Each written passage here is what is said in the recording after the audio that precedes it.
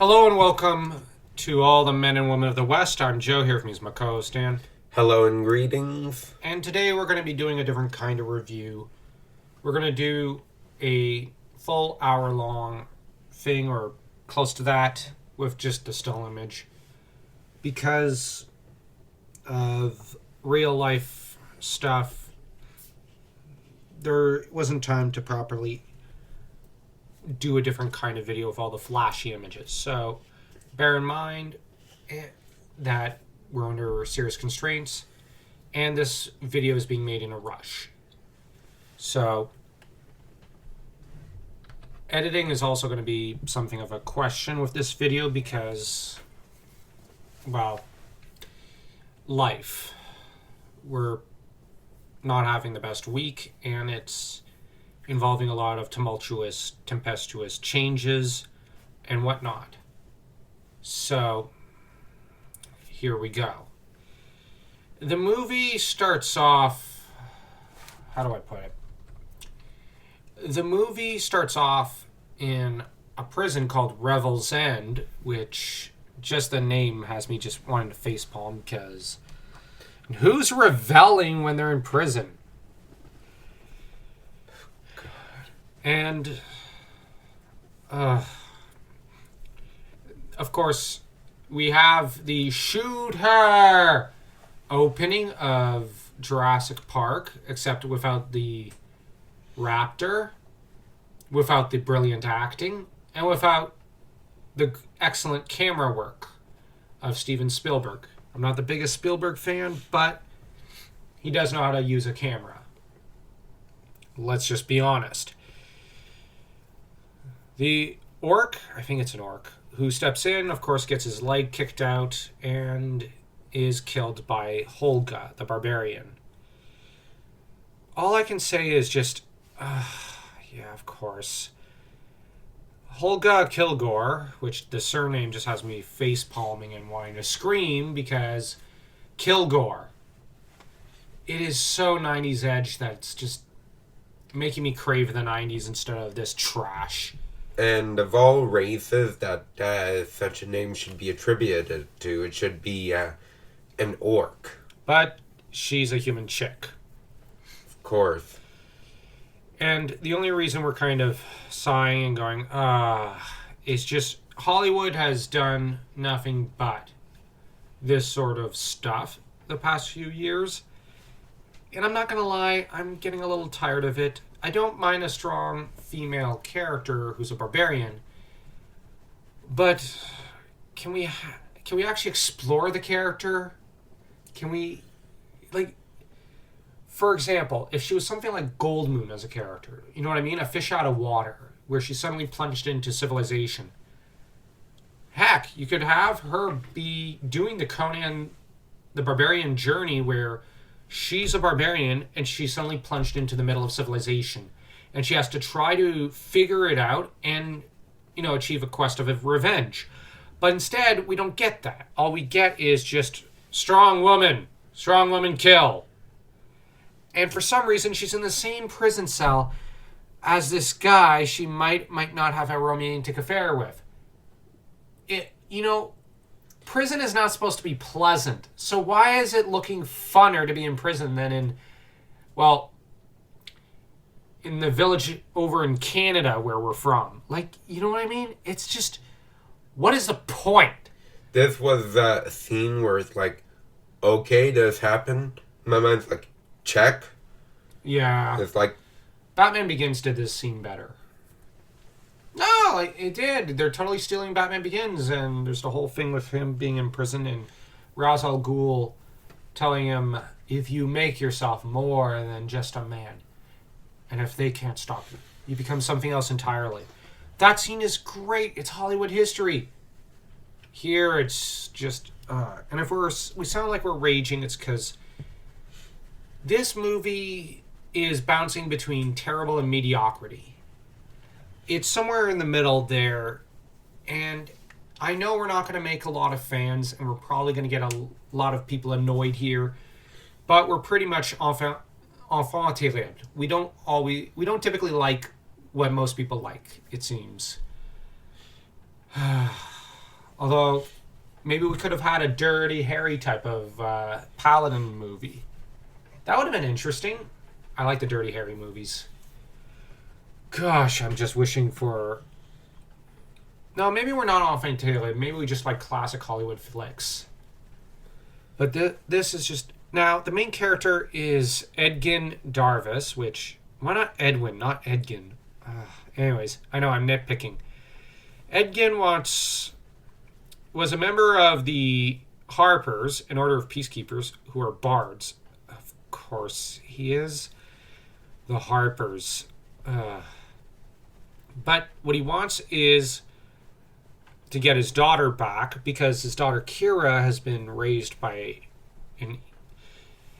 the current Lord of Neverwinter, Forge Fitzwilliam, which I hope I'm pronouncing that right. And the thing is, he attempted to make a new life for himself and his daughter by turning to theft, and ultimately teamed up with Simon Omar and Forge, only for Forge to betray him and for Edgin to try to steal the Tablet of Reawakening to bring his wife back to life. But ultimately, he and Helga were captured while their accomplices escaped, obviously. So that's the background. Now, from there, they need to steal the MacGuffin, the tablet, and they need to stop Lord Neverwinter. And the trouble is that Lord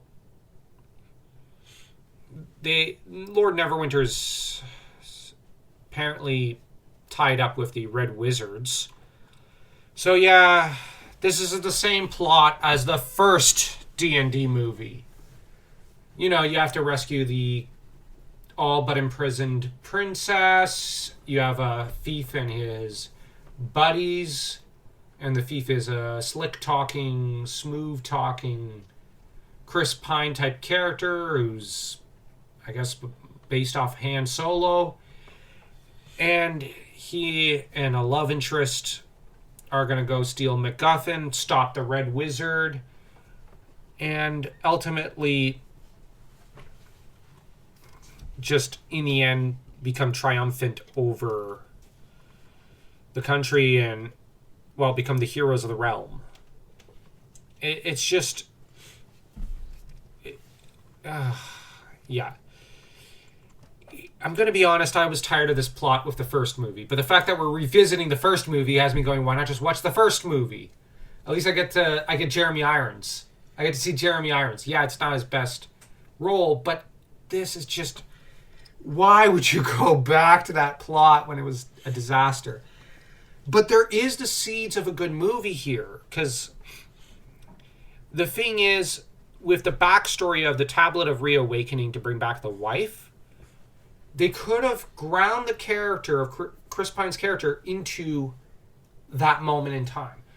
Let me see. Is there a story which has a similar plot, or at least background for the character, the main character that is, and which ends up exploring the nature of grief, sorrow, longing, and loneliness, and the human condition?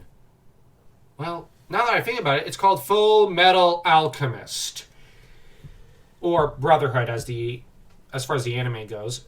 And what Full Metal Alchemist did was it had a pair of all but twin brothers desired to revive their mother, try it. It didn't really work out all that well. They lost limbs along the way. And then we cut to about 2 years later, I think, and we have the brothers basically depressed and trying to get their bodies back. And ultimately, the two of them learned the lesson that the dead don't come back. Not ever. And you feel their grief all across the story, and you long for them to be okay mentally, but you know that they'll never be okay mentally. They'll always be traumatized messes in some ways. I'm just saying. And along the way, they have to decide whether or not they'll kill, what it means to be human, what it means to have people around you that die, see Hughes, and what it means to fall in love as well, in the case of Edward. But also what it means to hate someone so much you want to kill them, as Ed and Al end up having to deal with in regards to Scar and even Envy, two major villains of this series. But ultimately, they choose the right path. But you also see great characters like Mustang, Hawkeye, even Hohenheim. Even the Seven Deadly Sins in there are really deep characters, each in their own right. Even those that only show up for 2 minutes, like Lust and Gluttony, get some decent amount of character development and examination and exploration. Although the best character of the homunculi is probably Fuhrer King Bradley. Oh, of course. And he's perfectly voiced, at least in the anime. A shame his voice actor passed. Yeah. But, and there's also Greed. He's great. He's a tragic character. If it sounds like I wish I had watched and reviewed that, it's because I do. Ultimately, Full Metal Alchemist follows a similar plot, but better. And it's a 3.5 or a 4 or something? Like, it's up there. But this is the same plot as that mixed with this first D&D movie. Ultimately, you just end up going, yeah, I've already seen this. And I just wanted that kind of emotional anchor for the main character where, like, he's dealing with his grief. And why not have the Neverwinter Nights plot of the undead are rising and are destroying everything? You could combine that with Chris Pine's character's Edgin, his mistake with the Tablet of Reawakening, where maybe he gave rise to the awakening, the Scourge of the Undead. And he has to deal with his guilt for having caused possibly millions of deaths.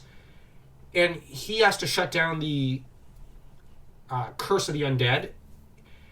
And where, you have characters who will judge him, like, how could you do something so stupid? All that blood is on your hands. And where you have the very human thing on his end where he just wanted his wife back. He just wanted to see her again.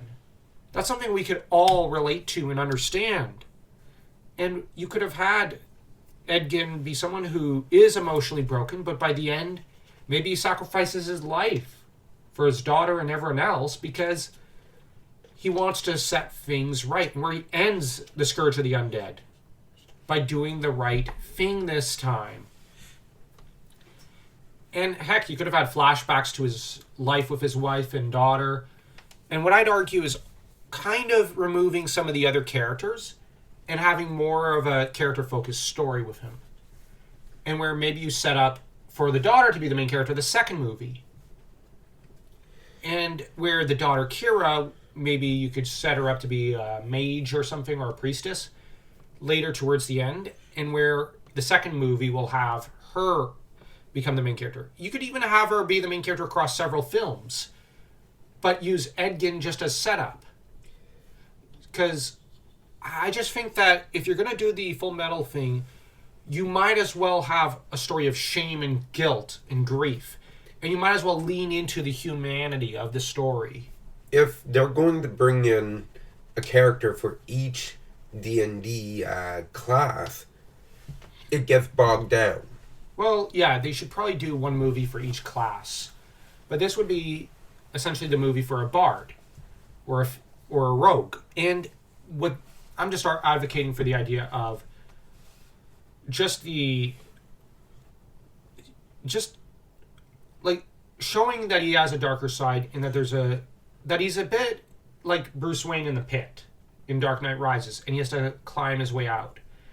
And where at the end we see the kind of heroic individual he was before he made his screw up. And I know people would say, well, that would mean it's all his fault. Yes. But it's about taking a measure of responsibility on his end, where he's not dodging it, but he's not acknowledging it either throughout the film until midway through when he decides, okay, sure. And he could bring in the Dragon Age idea that someone has to die. But where maybe if there has to be a companion character, maybe it's the paladin guy who shows up in this movie and he wants to take responsibility. Heck, you could even make the paladin the chick. And where Chris Pine's character decides at the end, no, if anyone's going to sacrifice their life to end this menace, it's me because I started this mess.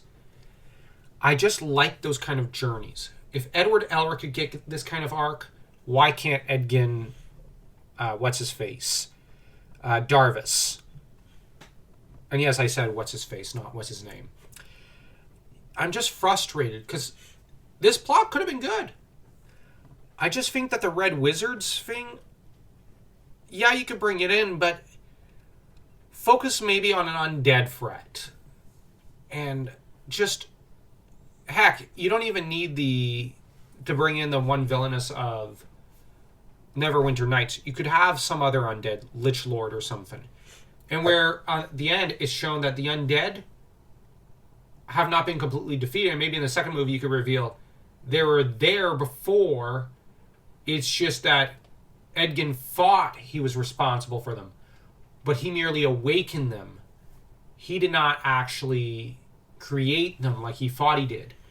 So that it puts in perspective, was he responsible or not? And it's not exactly a retcon. You could hint at it throughout the first film. You could have Edgin believe he's responsible, but someone maybe has its doubts. Like maybe the paladin is like, I don't know about that. We have some pretty ancient stories talking about this sort of thing and about Tiamat having all sorts of Draco Liches at her disposal. But where Edgin, is he in a frame of mind to believe that?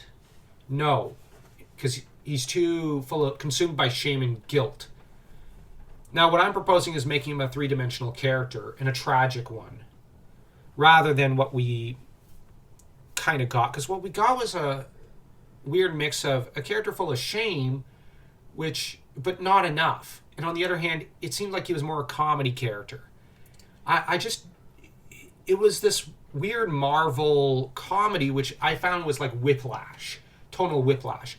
Like, one minute you're feeling for the characters, the next minute it's just, am I right? Like, you know what I mean? That kind of, am I right or am I right? Kind of humor. Like, the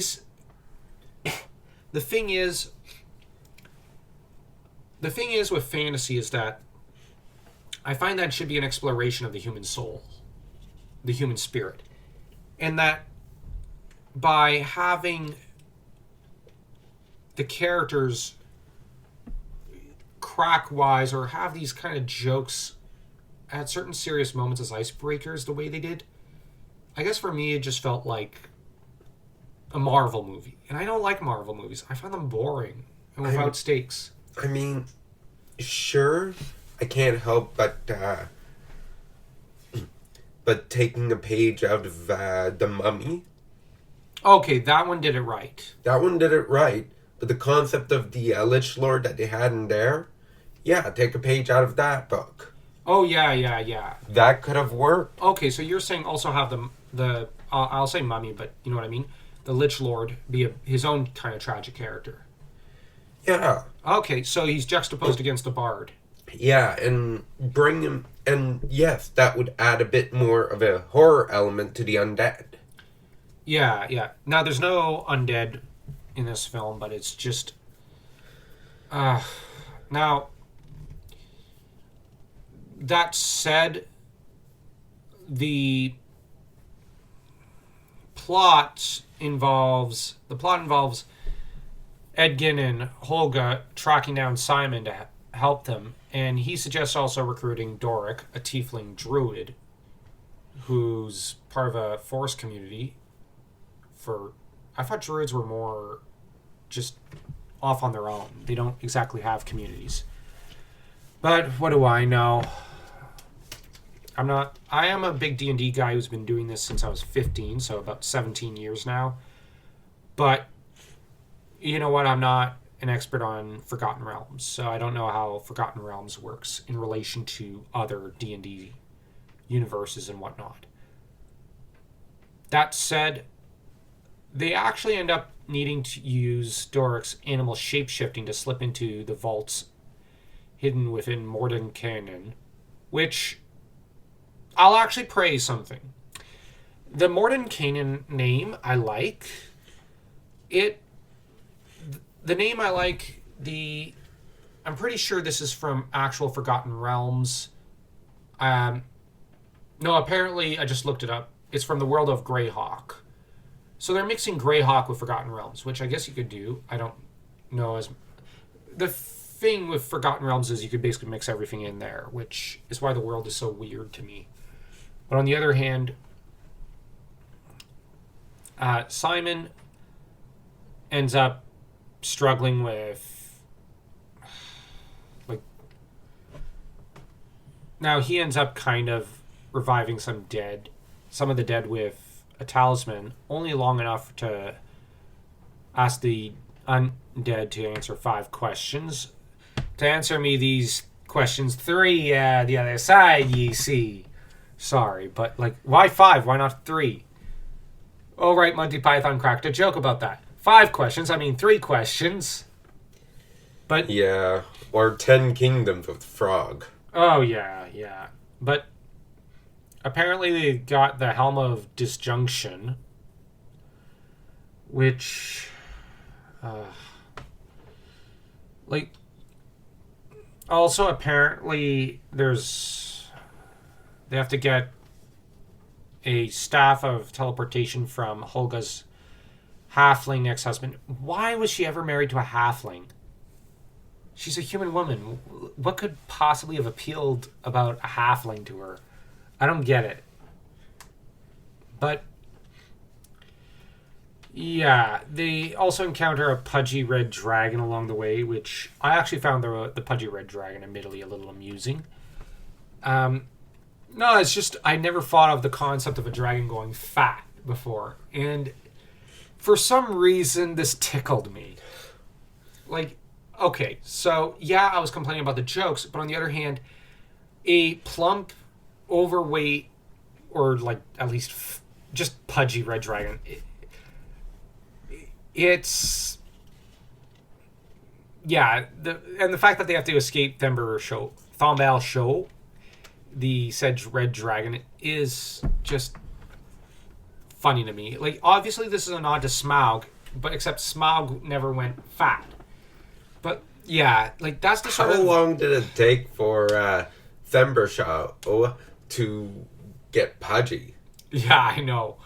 And dragons live for a while, and Yeah. Smaug was pretty lazy. So I wonder if but Smaug was not overeating like Thambal Show was said to have been doing. Now, if I sound like I don't know how to pronounce it in English, it's because I just look at the name and I think it sounds French. It looks French to me, so I have to pronounce it in French, and I don't know how to translate it into English. But that said, Simon has trouble mastering his helmet's power, so they decide to use the staff to enter the vault during the games. That is to say, the Sun Games gladiatorial arena thing, which... No, I won't complain about the gladiator thing. I think that was a good idea in the plot and the story and whatnot, to an extent. Well, okay, now that I think about it, maybe in the idea I had for a plot, it would not have a place, because for me, I guess I was looking for something like 2019's Robert the Bruce. You know what I mean? Except the difference is Robert the Bruce of course doesn't die in that film. But I guess I'm looking for a story about a human being. And the thing is, if you look at the Merlin movie or miniseries from 1998, that's a very human journey for Merlin. If you look at Dragonheart, that is a fantasy film that showed you could have a lot of heart, haha, but also just great dialogue and exploration of friendship and dragons and whatnot. Because in that film, there's lines like, dreams die hard in your arms long after they've turned to dust. Which, I totally get that, given the point in my life where I'm at. So, I totally get that line.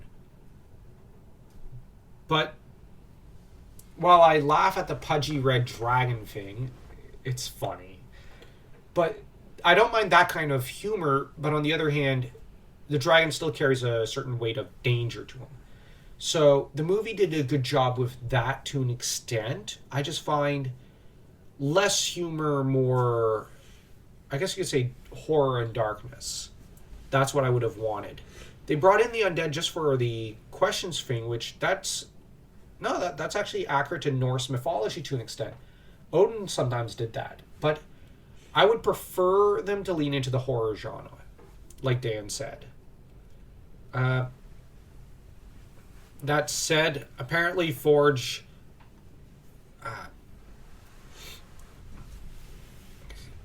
tries to, well, he threatens Kira's life, and Kira, who had wanted to believe in Forge, who had raised her, and told her that, well, Daddy was at fault for his own lot in life, and she kind of came around to thinking that. So basically parent alienation. But except it was not done by an ex-husband or ex-wife, which I only cracked that joke because this is actually a serious matter in today's world. So I actually think that it was a good thing that this movie actually dealt with that theme. So kudos to this film for not leaning away from that, actually leaning in and showing the damage that such a thing could do to someone. Even with, I think, our idea, you could have still done parent alienation and shown it. But what I would have wanted was to emphasize the father-daughter dynamic. Yes, the father has been away for 2 years and has been dealing with mind-blowing grief and trauma, but you could have his daughter genuinely believe this is all your fault, Daddy, and you've got him. Yeah, I know.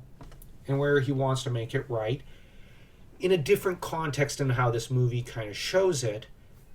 And you could have had... I don't know. I just think that maybe the heart of the film should have been Kira and Edgin's bond. And where he's a father trying to make it right for her and for the rest of the world. And where at the end of the movie, maybe she's going on a journey. And where the emphasis is firmly on this family. Yeah, you have this wider world. Yeah, I know you have Forgotten Realms. But you've got the emphasis put on the family dynamic. Where the two are... You're seeing Forgotten Realms through an entry-level character's eyes, or at least a duo of them. And the thing is, though, for Kira to be threatened by Forge... Now, here it smacks of The Mask of Zorro from 1996 or 98? I think it's around that time. With Antonio Banderas. Seriously, a great adventure film. Probably the greatest adventure film of the 90s. If I wanted to see Zorro, I'd see Zorro, not this. Sorry, but that movie was like a 4. Like, out of 4. It was such a perfect film. It had such great acting, such great villains. I mean, you look at the villain, he basically did this exact same thing, except it was over the course of what, like 25 years?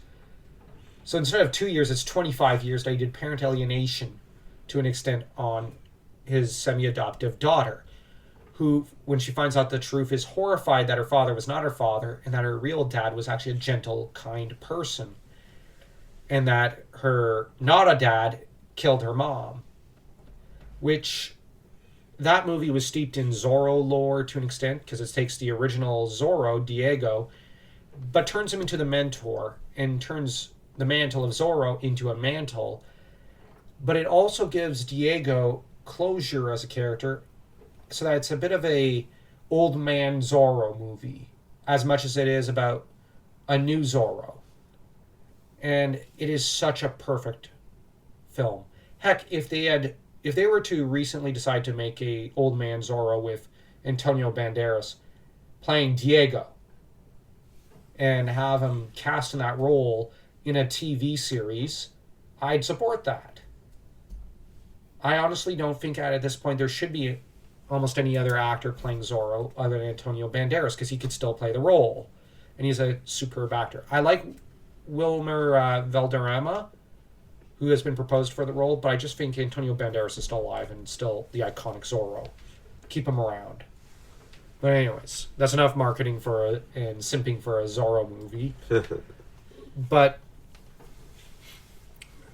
the trouble is that this movie is borrowing from movies such as Zorro, the original D&D movie, Full Metal Alchemist. So I just think either lean in or get the heck out of the way. Yeah, I'm whiny, but it's just this movie is frustrating in some ways and funny in others and annoying in others. And that said, the the film ends up having a character called Sophina who organized the games, draw a massive crowd, in the hopes of turning them into an undead army using the same curse that destroyed Thay, one of the characters in the film. My problem is, why not tie the plot of turning a massive amount of people into an undead with what happened with, well, Edgin? Why not tie it into his backstory instead of putting it at the end? It would have been a much more compelling movie. Heck, if Sophina was actually responsible and Edgin took the blame for it and had like 2 to 10 years of grief and self-recrimination for it, how would you have reacted? That would have been like, oh gosh, and then he still dies to try to stop the undead. That would have been a great film. And by focusing on such a story, they instead, where that's the primary goal of the movie, to stop Sophina and the undead, a lot of the fluff would be able to be cut out. Yeah, I guess I'm arguing in favor of a 1 hour and 30-minute movie or an hour and 47-minute movie. I just find that 2-hour films are just... I'm tired nowadays. I'm really, really, really, really, really tired. And I don't mind long format, but I'd rather watch... If I'm going to sit down and watch 2 hours of something, it's going to be a documentary. Because today's movies just don't do it for me, for the most part. Or it's going to be a Korean or Japanese film. I'm just being honest. Because at least they're still good. Especially their horror films. Yeah, I'm going on tangents, but it's just this movie goes on tangents. And goes off topic, it feels.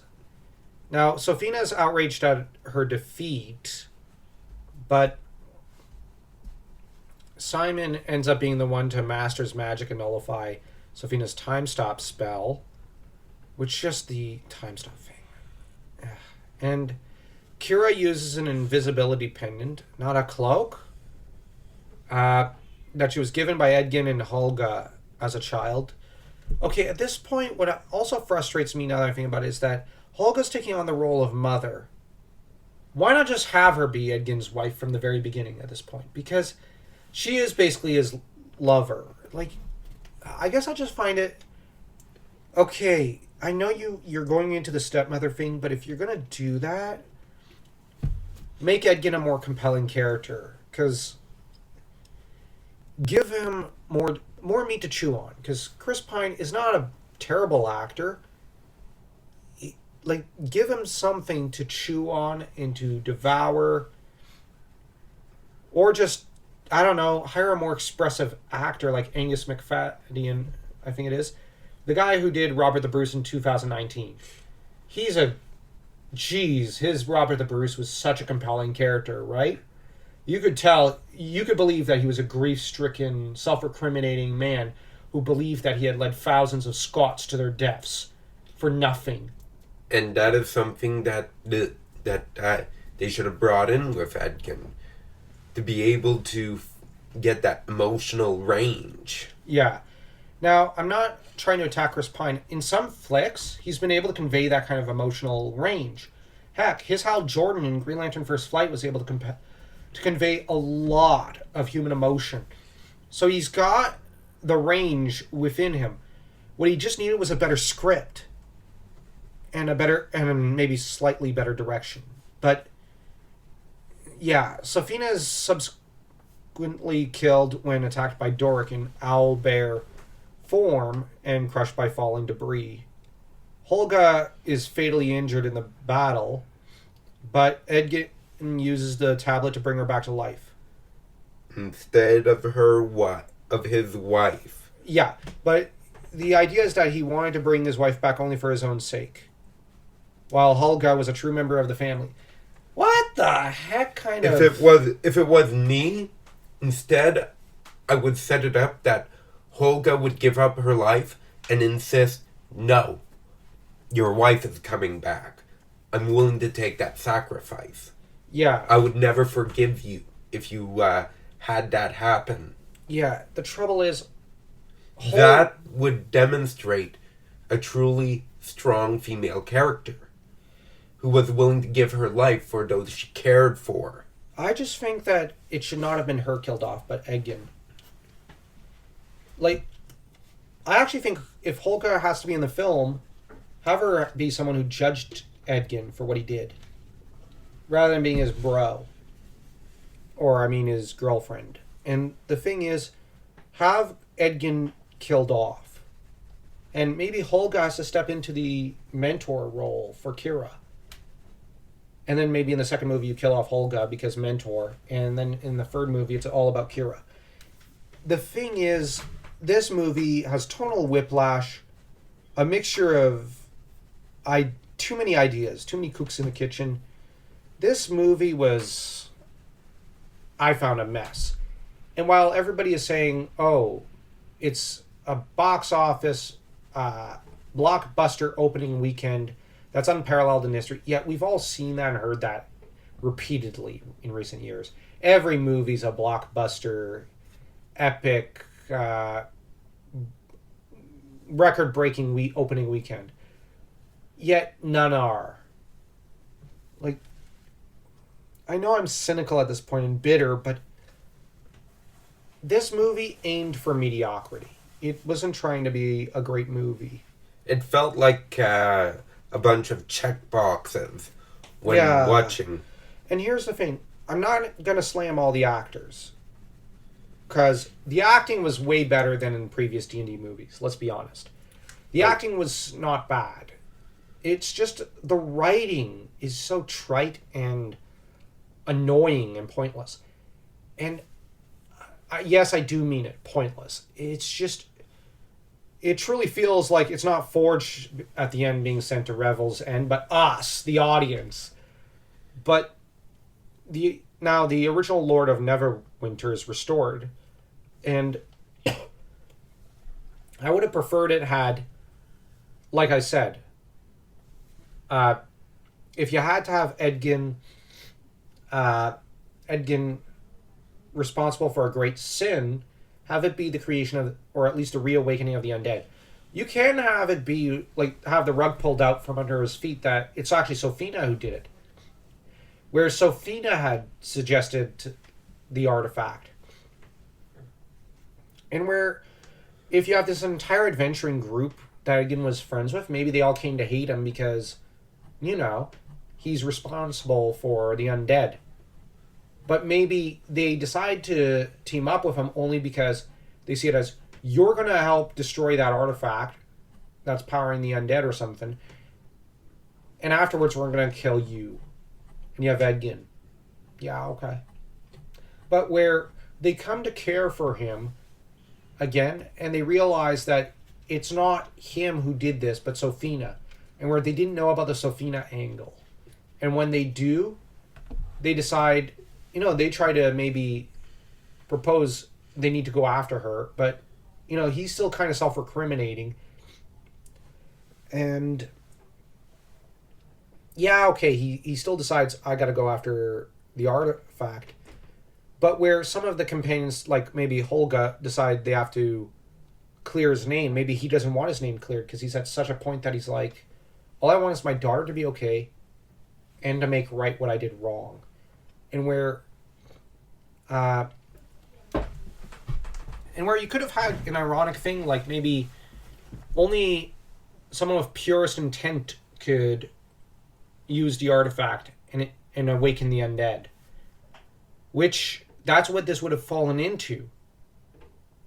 But where, at the end, the one who destroys the artifact will die. You know what I mean? Due to the backlash of energy. And where he makes the right choice with Yeah, I'm harkening back to Endgame to an extent, but Endgame itself is harkening back to earlier stories like that, such as, well, to an extent, Dragon Age, or I think it was Origins. Yeah, it was Origins with the undead dragon, and where the person who kills it would die unless you did a ritual. And the thing is, you could harken back to Dragon Age, which itself is inspired by Dragonlance, which is D&D. You could have that kind of, and here's the thing, Dragonlance had that kind of sacrifice with Raceland Magier. You could have a great sacrifice. But this is like this is a movie without sacrifices and without risks. And it's frustrating enough to feel like there's not a single risk that was taken. This movie plays it safe in all the wrong ways and is basically a Marvel movie in Forgotten Realms, which I'm not entirely adverse to that, but I would rather that they took their cues from Iron Man, not from, I don't know, every other Marvel movie. Because the original Iron Man movie did take a lot of risks. It was a movie with a lot of heart and a few character deaths. Like the scene with Jensen's death was a truly heartbreaking scene, and you truly feel for Tony. I'm just suggesting that they put Edgin kind of in the Tony role. And into the role of, having to sacrifice the MacGuffin to do the right thing and destroy the undead. Which, the thing is, this sort of character-focused journey movie would have been fun and would have had heart. All I'm asking for is a heart to this. Don't make it feel like a D&D campaign. Make it feel like a fantasy film. And thinking of a D&D campaign, it felt like they had too large a group, like 6-7 people. Yeah, okay, fair enough. And technically they only had like 4, but it felt like there was more. Yeah, because a group of 4 is generally an ideal group. A group is ideally 4, but if it feels like there's more, there's a problem there. Yeah. Now, if our voices have at all sounded nasally or like we're struggling to speak, it's because we're both struggling respectively with colds. Pretty bad ones. Anyways, if you made it this far through our whining, I guess we don't have much more to add. We're very sick of this movie. Yeah, I guess. Now let's rate it. Knowing what we know about the plot, how would you rate it? Now, the soundtrack was pretty good because they took old songs and whatnot. They didn't really make too much of a original chord, which this is the norm, I think. The music was pretty good. The CGI. Now, I actually saw a lot of reviews complaining about the CG, but I actually like the CG. It wasn't bad. That's the only reason why I'm going to give a 1/4 star. Okay, I'm not going to argue about a 1/4 star. I think that's harsh. I'm actually going to argue in favor of a 1.5. I like the costumes. I like the makeup. I like the CG. I like the music. I like some of the acting. I like a lot of the ideas. But this is an overstuffed plot with too much. There's too much to the plot. They need to focus on one character primarily, not on like what feels like 6 or 7. They needed to ditch the plot of the first darn D&D movie. Now this movie is probably better than that original D&D movie, but they just were trying to do everything. And I understand why you're going 1/4 star. I'm going to go 1.5 stars because there was good things to this movie. But I'm hopeful that this will start maybe a trilogy of movies and that maybe the second movie will actually take risks. But if they just do the Marvel thing like I suspect they're going to do, there's not going to be a risk taken. What I hate is that Holga I don't think she should have been the character killed off. I don't agree with reviving her. I hate the idea of death being a revolving door. Tolkien kind of does that with Glorfindel, but he also doesn't. Because Glorfindel is reincarnated, but is ultimately a character who you get the sense that things are different after he died. And though the elves die and can come back, it's not in the same context that we might fully understand it. There's reincarnation, but death is a traumatizing event for the elves. And they don't always come back the same person in some ways. That said, they don't really come back very often because they're stuck off in Valinor. As to Howard, he did not revive characters. When a character died, that was it. Dragonlance only really had, I think, the original book, which killed and revived people like it was going out of style, namely the two barbarian characters. But after that, Dragonlance doesn't do that. Dragonlance tries to say, okay, sorry about that, audience. We're going to try not to do the death and revival thing over and over again. Sorry. It's fine in the campaign, but in a movie, no. Don't go in that direction. Death should be final. Yeah. Safe maybe for a villain. Yeah. Yeah. And if a hero is brought back as an undead, see Warcraft 3, where Arthas, who was a hero, comes back, but he comes back as a Death Knight. And he comes back a monster. The thing is, the better a person, the worse they should be as an undead. Heck, you could have had the wife be the undead lich or something.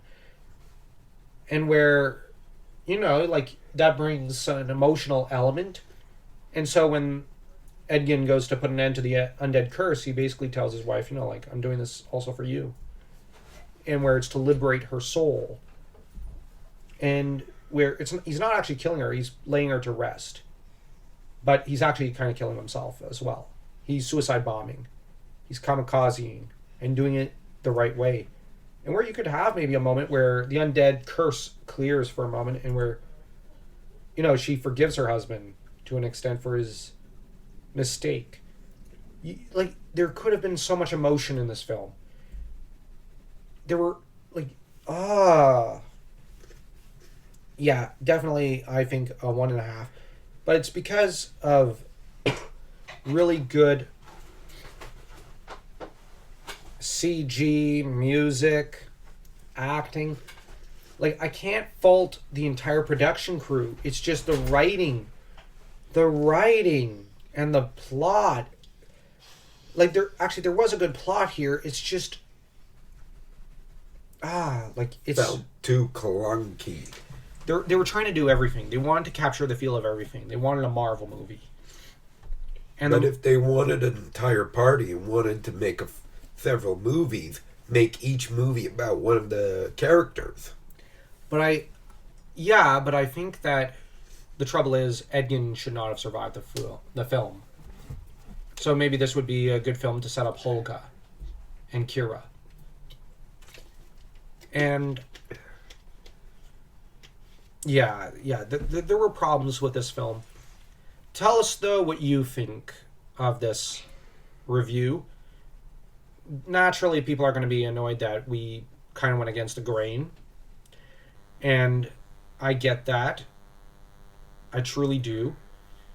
But we had mixed feelings going into the film. Obviously, Dan enjoyed it less than I did, which that happens. We kind of strongly disagree. But I like what I liked. I don't like what I didn't like. Maybe in a year we'll come back to the film and we'll like it more, but it's just right now we're just like, this was overhyped, and we got overhyped, and we just felt kind of disappointed. So if you enjoyed this review, don't forget to smash that like and that subscribe button.